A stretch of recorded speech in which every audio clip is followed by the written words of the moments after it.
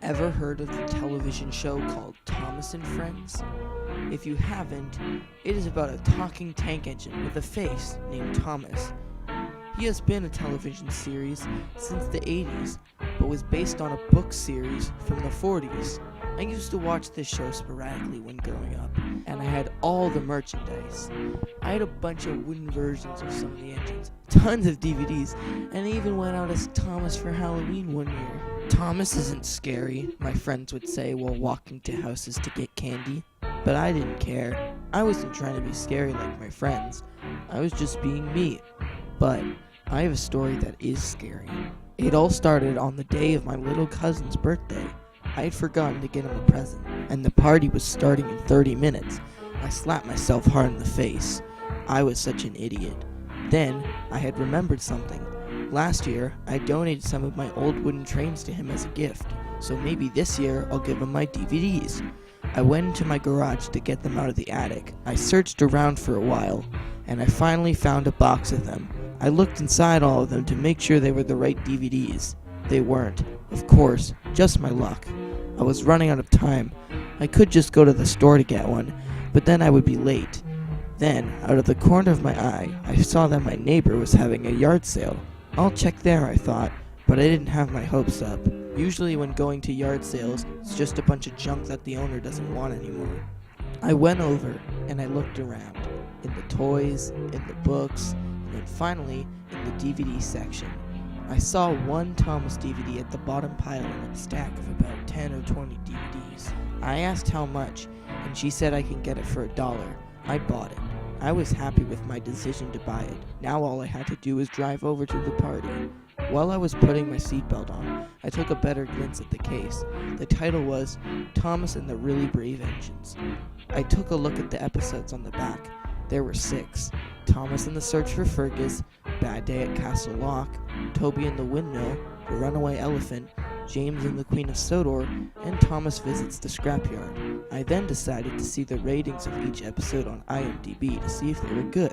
The first 5 episodes on the disc were positive reviews, but the last one was not even on the website. I checked other rating websites, and they weren't listed on there either. I wanted to look more into it, but the party was starting soon, so I just concluded that it must be a typo. Soon, the party was almost over, which meant it was time to open presents. He opened my present first. He was so happy that when all the presents were opened, he decided to watch it. I helped him get it set up though. I opened the plastic casing and popped the disc into the DVD player. Once it was playing, I decided to watch it with him to kill some time. After all the trailers were done, it went to the main menu screen. I had seen this screen before, because I had a lot of Thomas DVDs as a kid, but something was off. Usually, Sir Topham Hatt, who was the fat controller of the railway, would say how to use the menu, and then music would play, but there wasn't music at all. It was just silent. It was sort of spooky, but it was probably not playing the audio because of the old age of the DVD. After all, it was from 2006. My cousin pressed play, and the DVD started. Everything was perfect for a bit. Finally, it came to the last episode on the DVD, Thomas and the Scrapyard. So it wasn't a typo, I thought to myself. Then my heartbeat went up fast. I had realized something. The Scrapyard is where things go to get scrapped. Could that mean? No, I reassured myself. This is a kid's show. Nothing like that would ever happen.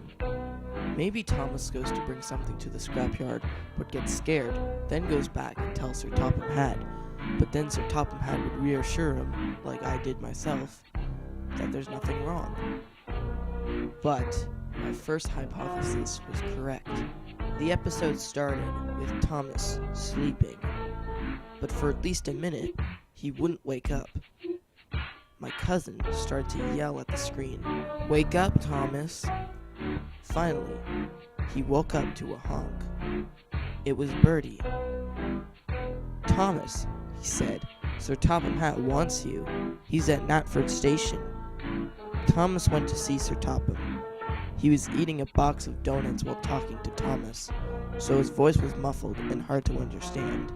At this point, the quality started getting worse, and the video got darker.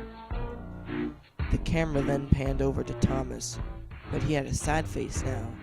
Or was it supposed to be a worried face? I couldn't tell. The episode then transitioned to the scrapyard. You couldn't see Thomas yet.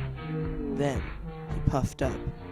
I was expecting him to have some trucks filled with metal, but he was just by himself. I was starting to get worried. Suddenly, a huge claw came down. There was one episode I had seen before where another engine almost got grabbed by this claw, but Sir Topham had stopped it. But this time, no one stopped it, and the claw grabbed Thomas by the cab. Thomas blew his whistle really loud. It was ear-piercing. At this point, my cousin had ran out of the room, but I kept watching. Soon, Thomas was on a platform, and he couldn't move. And suddenly, a knife flew towards Thomas and hit him directly in the eye, but no blood came out. I wanted to turn off the TV, but I couldn't get myself to do it. My eyes were glued to the TV. Then, another knife came and stabbed him in the other eye. Still, no blood. But then, his face slowly started to slide off. Behind his face was just black, just like a normal steam train. But if you were to look at a normal steam train, it wouldn't be scary. But this was. The camera started to zoom in towards Thomas's face. I didn't want to go any further, so I ejected the disc and chucked it out the window. I looked out to see if it broke or not, and it did, on someone's head. I'm now in court for my actions, and I don't think the jury believes me.